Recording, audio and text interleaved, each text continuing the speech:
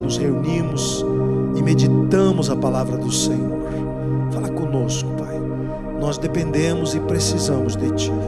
Que o espírito de revelação e de sabedoria seja derramado sobre a igreja, revelando os secretos do Pai, para que o Teu nome, Senhor, somente o Teu nome, seja glorificado.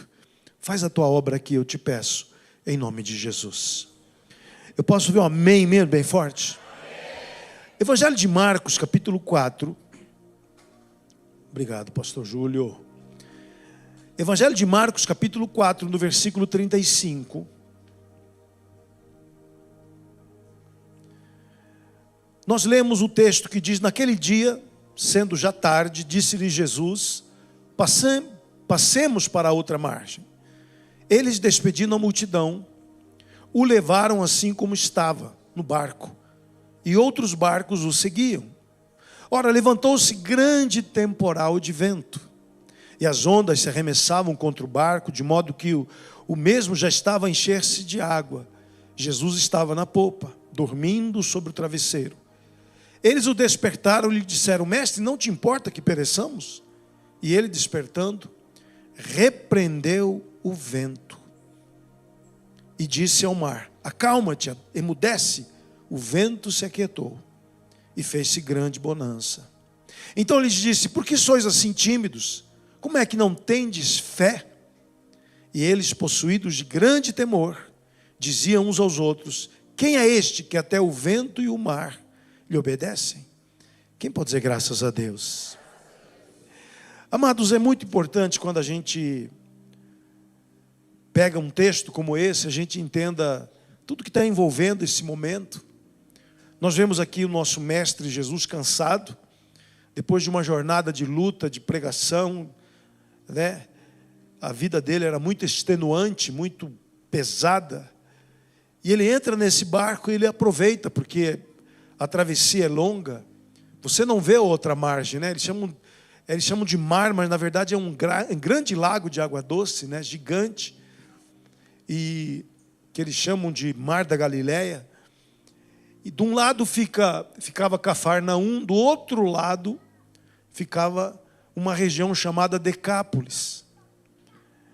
E eles resolvem atravessar aquele lugar. E nós começamos a perceber que esse texto aqui, ele é narrado para que nós pudéssemos entender o quanto Jesus, ao abrir a porta do reino para nós, Ele abre a porta e quer revelar a você e a mim o que significa a fé revelada em Cristo. Repete comigo: a fé revelada em Cristo. Então, essa fé que Jesus revela era uma fé que não era compreendida até esse tempo.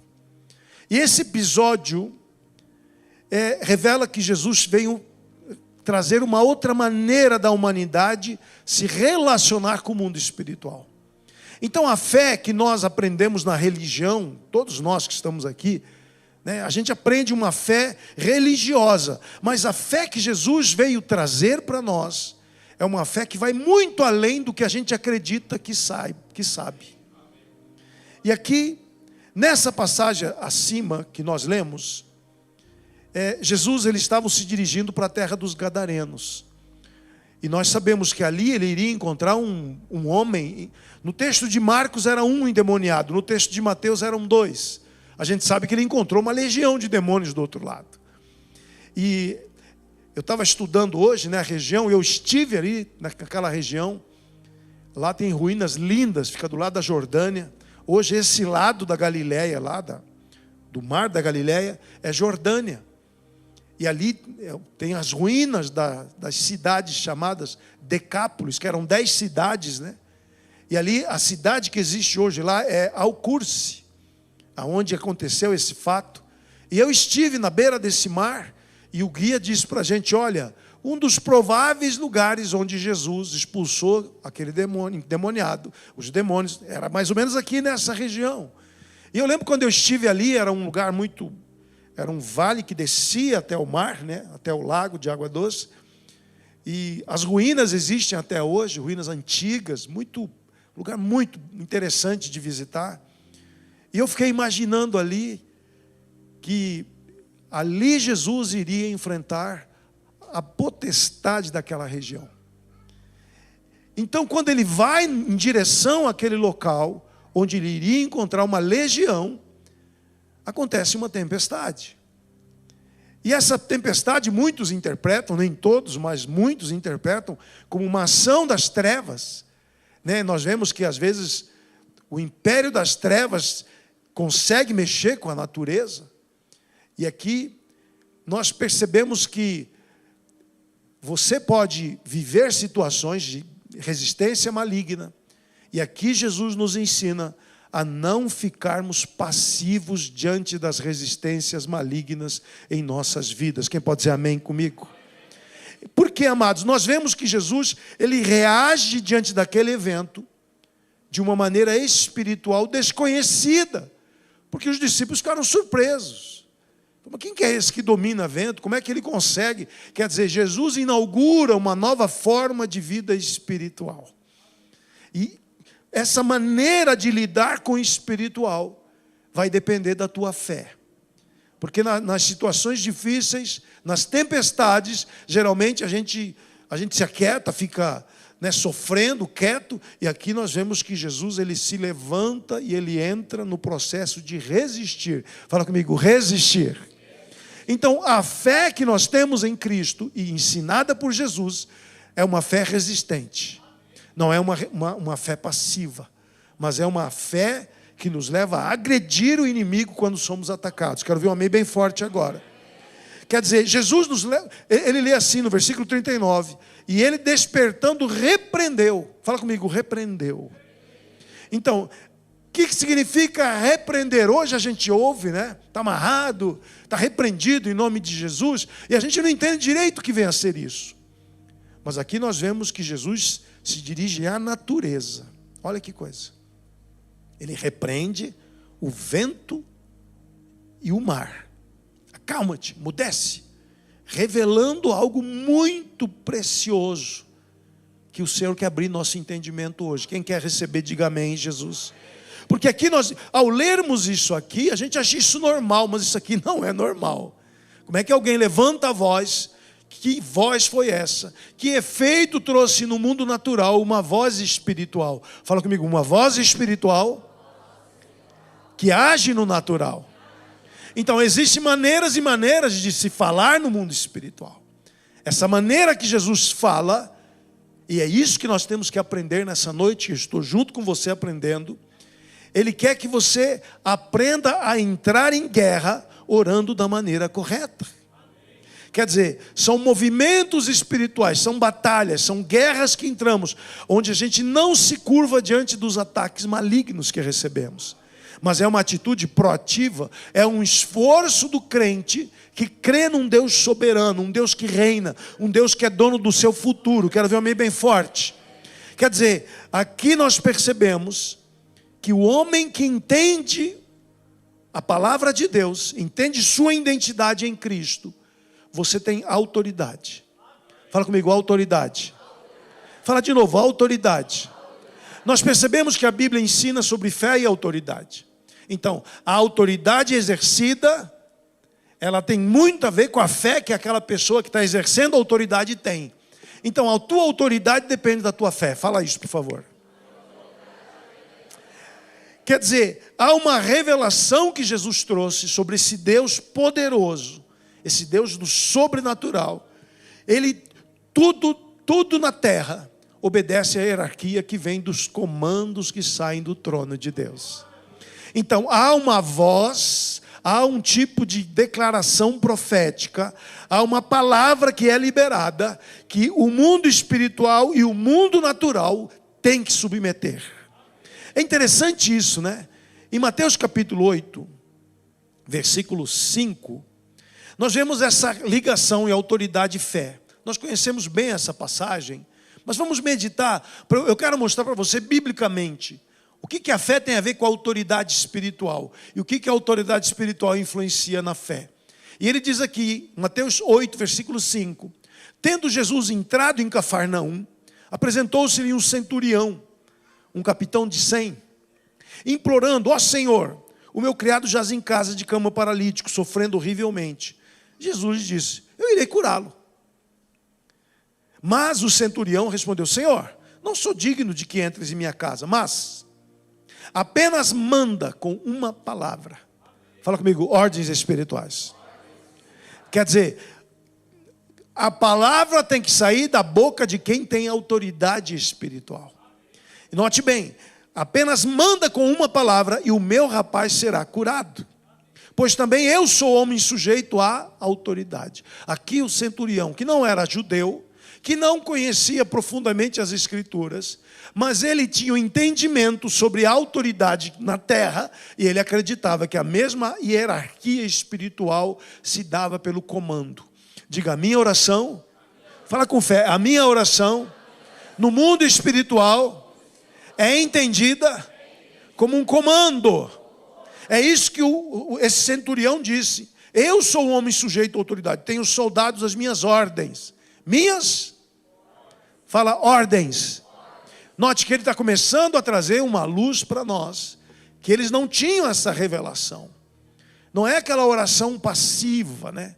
Pedindo pelo amor de Deus. Digo a este, vai e ele vai. O outro, vem e ele vem. E ao meu servo, faz isto e ele faz. Ouvindo isto, admirou-se Jesus e disse aos que o seguiam: em verdade vos afirmo, que nem mesmo Israel achei o quê? Fé. Autoridade e fé. Então nós começamos a perceber que o entendimento do centurião é que Jesus tinha comando sobre o mundo espiritual. Fala comigo assim, comando. Fala de novo, autoridade. Por que eu estou mandando você repetir? Porque é muito importante. Porque a ordem da voz moveria o mundo espiritual, o poder divino, e aquele homem seria curado. Então isso revela que realmente que Jesus ele tinha uma autoridade concedida pelo Pai para produzir milagres. Só que aí em João capítulo 14, versículo 12, Jesus ele linka a mesma fé. João 14, versículo 12, por favor. Ele diz, em verdade, eu digo que aquele que crê em mim fará também o quê? As obras que eu faço. E outras o quê? Maiores fará. Diga assim comigo, eu posso usar a mesma voz de comando nas situações da minha vida. Quem pode dar um glória a Deus aí? Aleluia. Porque ao ouvirmos o ensino do centurião, autoridade e fé, a gente pode falar, não, mas quem tinha isso era Jesus. Você não é Jesus. Jesus já está à direita do Pai? Não. Em Marcos, em 16:15, quando Jesus manda no ide pregar o Evangelho, lá em Marcos 16:15, ele fala, ide pregar o Evangelho a toda criatura. Quer dizer, aqui entra o papel da igreja, quando ela está pregando o Evangelho, quando eu estou aqui pregando o Evangelho, olha o que diz o verso 16, quem crer e for batizado será salvo, diga amém. Nós teremos batismo aqui no dia 8 de março, anota na tua agenda. Fala para o teu vizinho, muitos vão nascer de novo no dia 8, aleluia. E aqui diz, quem porém não crer será condenado, versículo 17, aí ele diz, estes sinais hão de acompanhar aqueles que crerem em meu nome. Olha a autoridade delegada. Jesus delega a mesma autoridade que havia sobre ele, ele entrega para os seus discípulos. Em João capítulo 20, no versículo 20, ele quando se apresenta aos seus discípulos, ele chega, diz, mostra as mãos e o lado, alegraram-se portanto os discípulos ao verem o Senhor, já versículo 21, disse-lhes pois Jesus outra vez, Pai seja convosco. Aí ele diz, assim como o Pai me enviou, eu também vos envio. Levanta a mão e diga assim, a igreja de Jesus, fala de novo, a igreja de Jesus tem a mesma autoridade e a mesma fé para dar comandos espirituais. Dá um glória aí bem forte, aleluia, glória a Deus. Hebreus capítulo 13, no versículo 8, nós precisamos entrar nesse ambiente, né? Aqui diz Jesus Cristo, ontem, hoje, é o mesmo. Diga, é o mesmo. E ele dizia, o será para sempre. Jesus é o mesmo, então não há mudança no que nós fazemos no nome de Jesus. Por isso que Jesus diz, tudo que vocês pedirem em meu nome. Então a autoridade delegada a ele, aquele que tinha voz de comando no mundo espiritual, ele delega àquele que crê.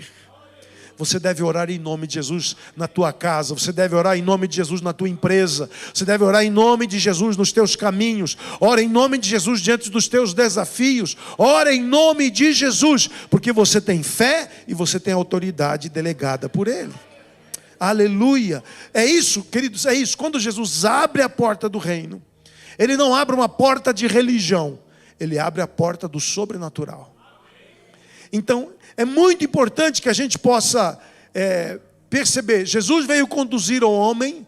E aqui eu começo a entrar num conceito maravilhoso. Quantos querem construir uma fé poderosa aqui? Eu quero entrar agora num conceito muito interessante, que você vai entender por que muitas vezes você não tem fé. E eu não faço isso para acusar ninguém. Por favor, quero mostrar biblicamente o que rouba a fé de muitos evangélicos, muitos crentes. Olha só o que diz. Quando Jesus se manifesta, a missão dele era devolver a entrada do sobrenatural para o homem. Quer dizer, Jesus veio devolver teu acesso ao Pai. Quer dizer, o acesso que você tem ao Deus Pai não é um acesso de religião. Eu vou poder orar ao Pai, amém? Você pode orar ao Pai. Não, você tem acesso ao mundo espiritual. Então, há uma outra delegação, é diferente do que apenas eu vou ter acesso para orar. Você vai poder orar, você vai poder adorar, mas você tem autoridade espiritual. Ao entrar na presença de Deus, ore com autoridade diante dEle. Diga, eu tenho a unção, eu tenho a fé, eu tenho a autoridade. Agora eu quero te mostrar a quarta característica fundamental quando você ora e a tua fé começa a agir. O que acontece? Porque o homem natural, ele não sabe como é que faz para ter acesso ao Pai. Eu não tinha ideia. Antes de me converter, antes de conhecer o Evangelho, eu acreditava que para ter acesso a Deus, eu tinha que ir a um lugar específico, e ali fazer aquelas rezas e tal, e ali eu teria acesso, eu seria ouvido, né? Acesso não, eu seria ouvido. Acreditava, né? Era a minha religião. Não, Jesus não veio te dar uma religião de rezas, Ele veio te dar acessos. Fala comigo, acessos. Aleluia.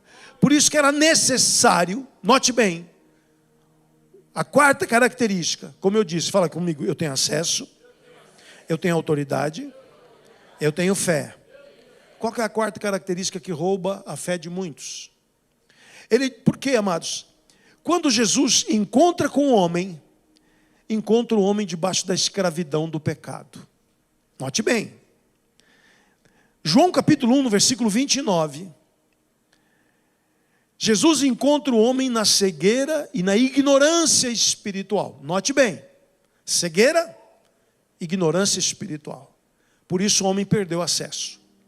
Ele não tinha acesso, não tinha autoridade, não tinha fé, não tinha a compreensão de Jesus Cristo. João 29 diz, no dia seguinte viu João a Jesus que vinha para ele e disse, eis o Cordeiro de Deus que tira o pecado do mundo. A maioria de nós, quando lê esse texto, pensa em salvação. E não está errado. A maioria ora e vê esse texto e entende que Jesus, João está se referindo a Jesus apenas como Salvador. Eu quero te dar uma outra dimensão de compreensão hoje do que é tira o pecado do mundo. Fala comigo assim, tira o pecado da minha vida, fala. Quer dizer, ele remove aquilo que impedia o acesso. Eu tenho ensinado aqui a vocês que a mão, Isaías 59, que a mão de Deus não está encolhida para que não possa salvar.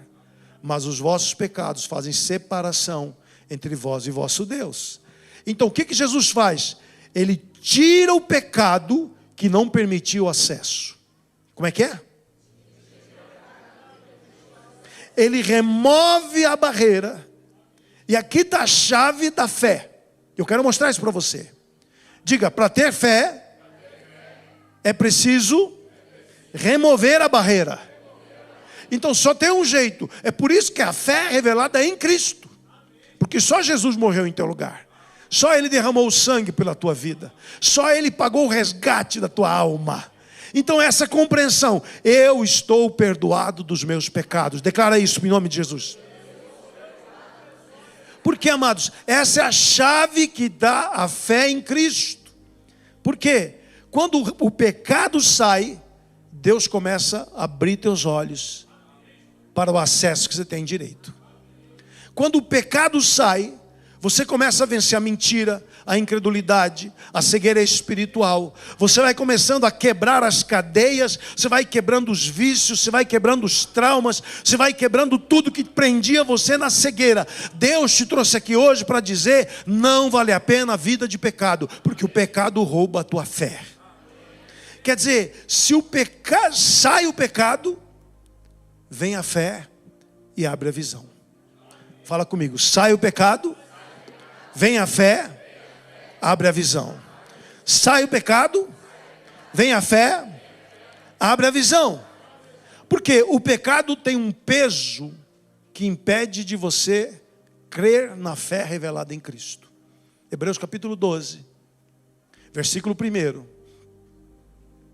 Ele diz, portanto, também nós, visto que temos a rodear-nos tão grande nuvem de testemunha. Eu quero só lembrar você que o capítulo 11 inteiro de Hebreus é sobre fé.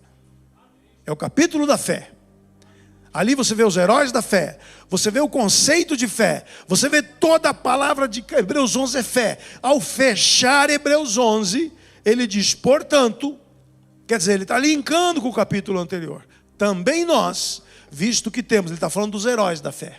Daqueles que venceram, daqueles que não se curvaram diante das circunstâncias, daqueles que não esmoreceram na sua perseverança, vai falando amém Jesus, daqueles que não desistiram de seguir ao Senhor de todo o coração. Portanto, também nós, visto que temos a rodear-nos tão grande nuvem de testemunhas, desembaraçando-nos de todo o peso e do pecado que tenazmente nos assedia. Corramos com perseverança a carreira que nos está proposta, olhando firmemente para o autor e consumador da fé, Jesus. Diga, a fé em Jesus chega à minha vida quando eu tiro o peso do pecado. Tudo que me rouba a fé está na vida de pecado. E aqui nós vemos que quando ele fala olhando firmemente, significa você não olha para mais nada, você tira os olhos das outras coisas e você recebe apenas uma visão: Jesus reina. Ele morreu em meu lugar, Ele ressuscitou. Eu tenho promessas em Jesus, eu tenho fé em Jesus. Eu vou olhar só para Ele, não vou olhar mais para a situação, não vou olhar mais para a tragédia, não vou olhar para a tempestade, não vou olhar para o problema, eu vou olhar para Jesus. Diga, eu vou olhar somente para Ele. Diga, por favor. Quer dizer, eu não serei mais influenciado pela visão religiosa que eu tinha, pelas filosofias que eu tinha, pelas crenças, pela ideologia, porque até a ideologia hoje está influenciando a fé cristã. É preciso quebrar toda a influência. Eu vou olhar só para Jesus. Fala comigo, só Jesus. Porque é Ele que morreu em teu lugar, é Ele que te limpou dos teus pecados, é Ele que tira o peso do pecado da tua vida, e aí você tem a fé verdadeira. Essa fé te leva para Hebreus capítulo 11, versículo 3. Aleluia. Quem está comigo aqui nessa noite, diga amém. Fala para o teu vizinho, você venceu a chuva, você vai ser abençoado hoje em nome de Jesus. Hebreus 11, versículo 3 diz, pela fé, diga pela fé. Essa fé revelada em Cristo não é aquela fé religiosa que a gente aprendeu. O que eu falei? Entenda isso, por favor. A fé que nós aprendemos na vida religiosa não é a fé revelada em Cristo. A fé revelada em Cristo é com autoridade. A fé revelada em Cristo é entender o acesso que eu tenho diante de Deus. A fé revelada em Cristo é uma vida de santidade livre do pecado. Aleluia. Hebreus capítulo 11, versículo 3. Ele diz, pela fé o quê?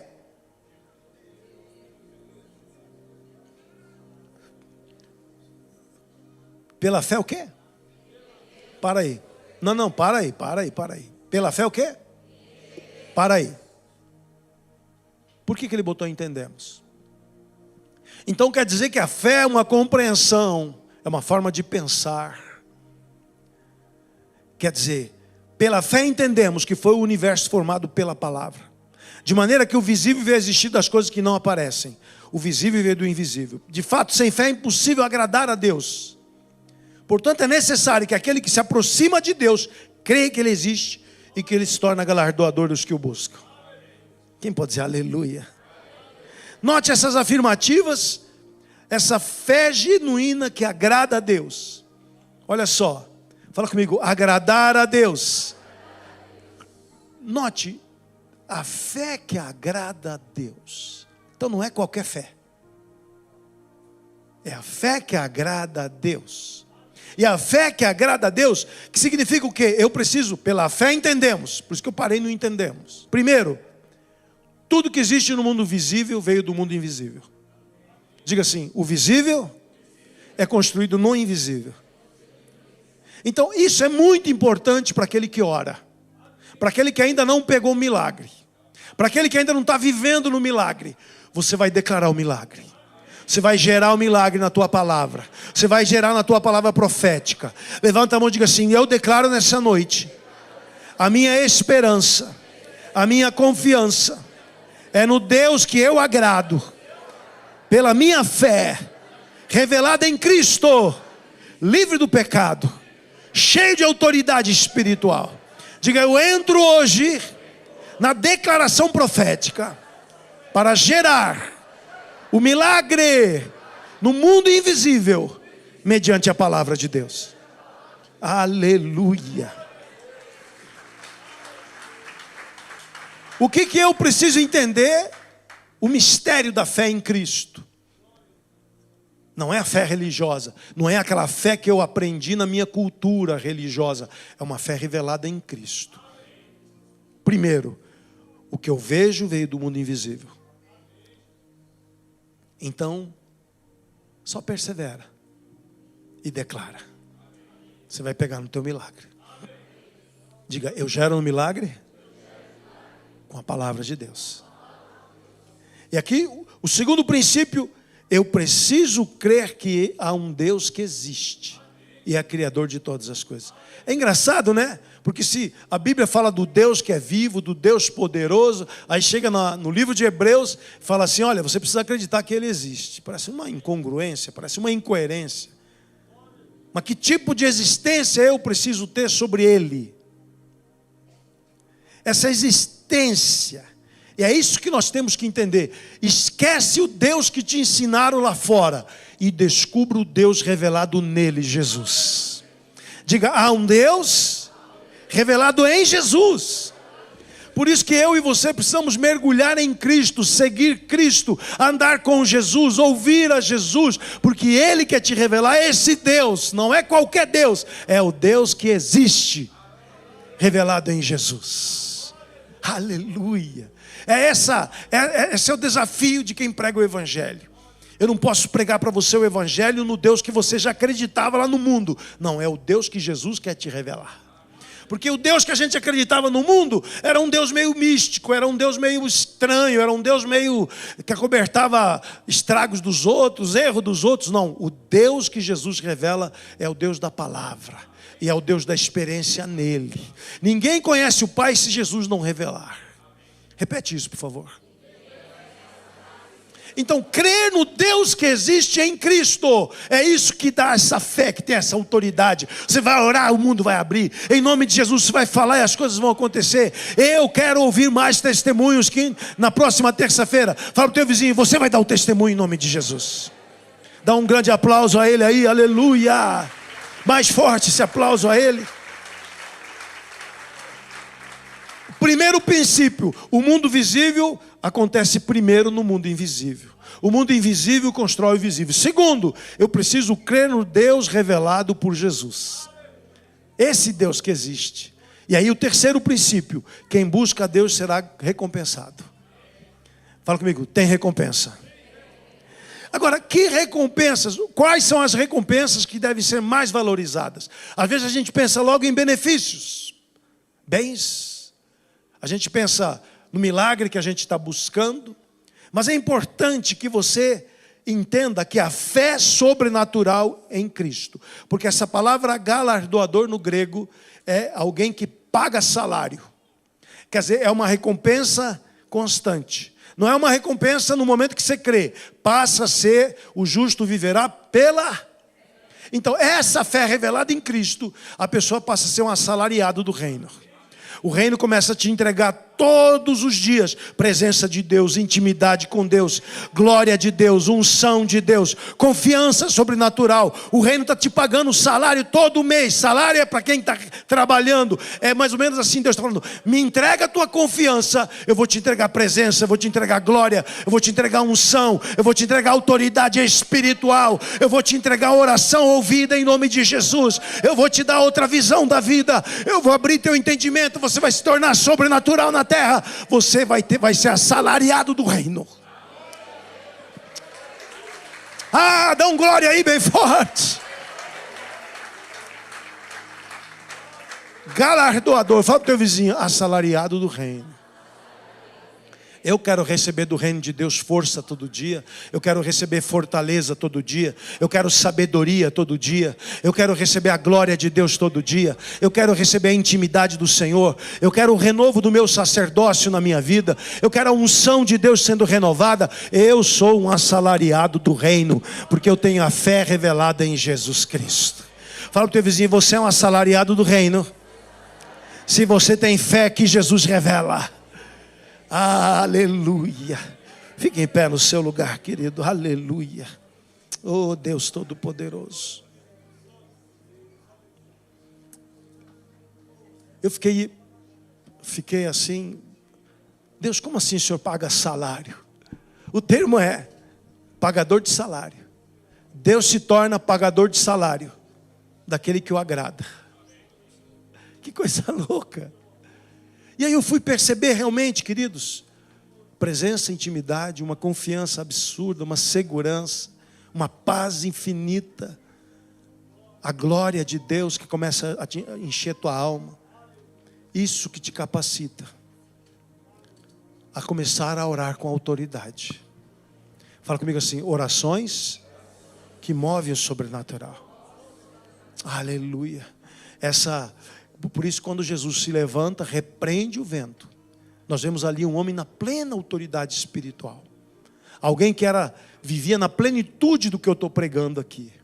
Então a nossa caminhada cristã é uma desconstrução da religiosidade que atrapalha nossas orações.